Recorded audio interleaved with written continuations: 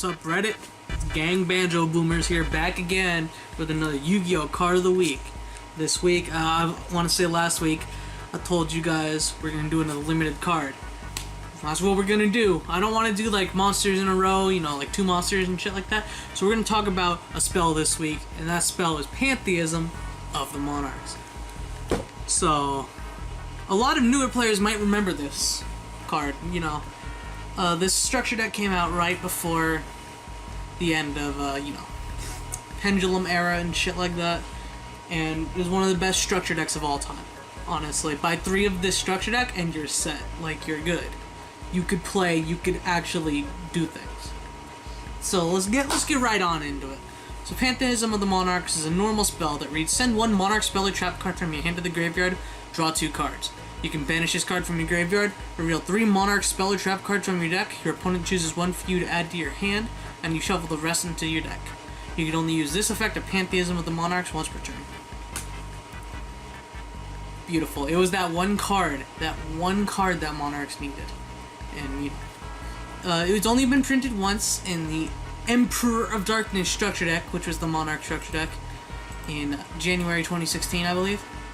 And it was limited in August 2016. So it was only at 3 for 7 months.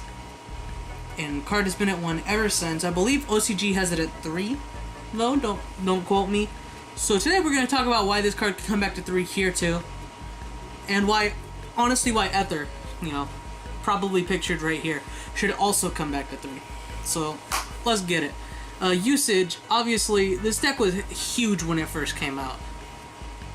Topping out at 90 recorded deck lists in March 2016.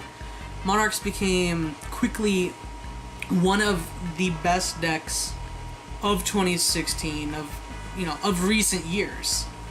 It was such an oppressive strategy with 3 Stormforth, Erupts, Domain, just stuff that completely locked down the extra deck, locked out special summons, effects. You had stuff like Return of the Monarchs adding more consistency, March of the Monarchs adding protection.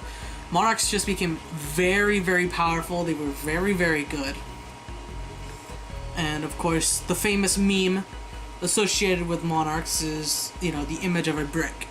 Because, hey, all of your monsters, besides maybe like 4 of them, are level 6, level 5, 6, and higher. You know, all of them require tributes.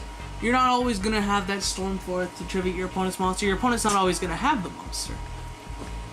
And that's what this card sought out to eliminate. The total brick package. When this card was at 3, it was one of the most live cards in the game.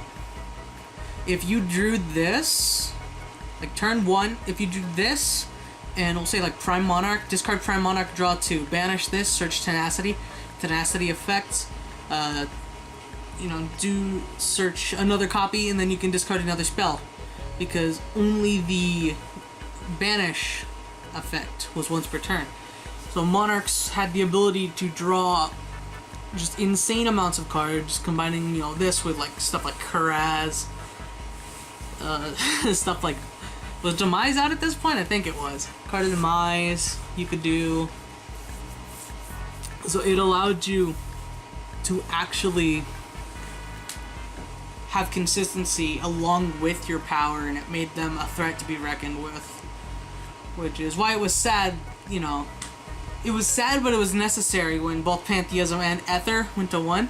OCG hit Erebus, I want to say. They didn't hit Ether, they hit Erebus. And right now we both still have, Ether and Pantheism both still limited in TCG. And when OCG, I believe, just put both of them back to 3, or they put like Erebus to 2 or some shit like that. But Monarchs isn't a problem over there. I don't know how crazy it was over there, but over here it definitely was crazy. Everyone was in Monarch fever. Caius the Mega Monarch was like a $20 card when he came out. I know because I wasted like $20 a piece on them. Can't you tell? I had those, but I didn't have Kuraz. Well, we'll talk about Ether for a little bit here. So, Ether basically just allowed you to summon on your opponent's turn, which inherently is a very good effect. It also brought out cards, you know, from the deck. You could bring out straight out just another Monarch and it bounces back to your hand. And then during your turn, you can tribute summon it, gain its effect, yada yada yada, do whatever the fuck you gotta. So,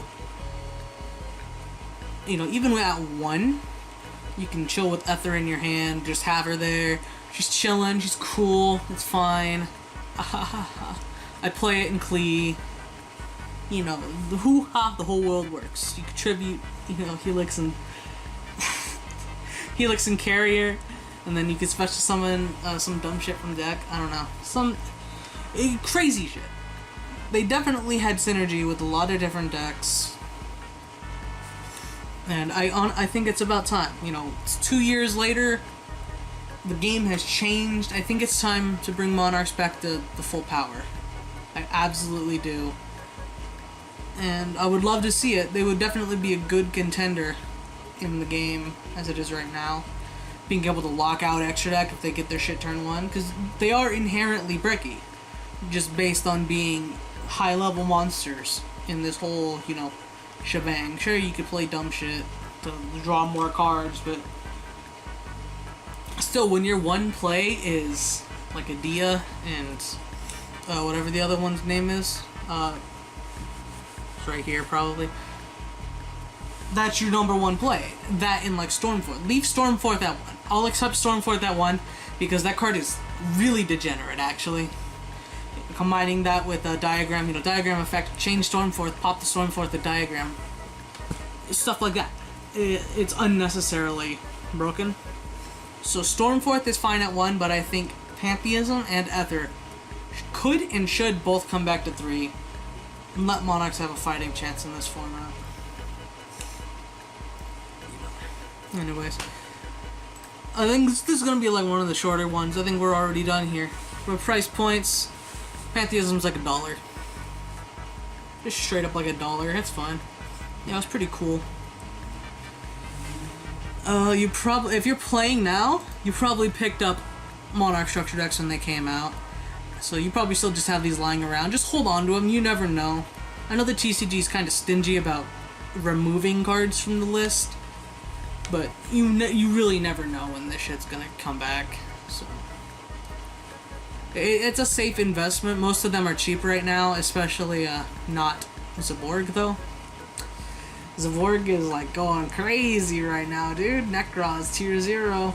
Anyways, guys, like, subscribe, slide for duels forever.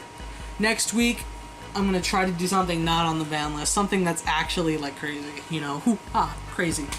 So anyways, we'll be seeing you guys. Peace.